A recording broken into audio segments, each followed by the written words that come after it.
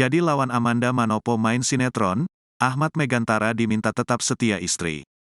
Ahmad Megantara menjadi lawan main sinetron Amanda Manopo langsung banjir peringatan.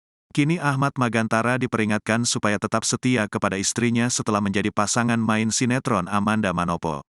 Artis Amanda Manopo kini memainkan lagi sinetron terbarunya dengan Ahmad Megantara. Amanda Manopo akan kembali syuting sinetron dengan pemain pria Ahmad Megantara setelah bermain perannya di Ikatan Cinta bersama dengan Arya Saloka. Namun, Ahmad Megantara langsung diingatkan hati-hati saat beradu akting dengan Amanda Manopo. Pada postingan terbaru Ahmad Megantara, yaitu aktor yang terkenal lewat film KKN Desa Penari, ia mengunggah poster sinetron terbarunya berjudul Cinta Tanpa Karena. Di sinetron tersebut Ahmad akan beradu akting dengan Amanda.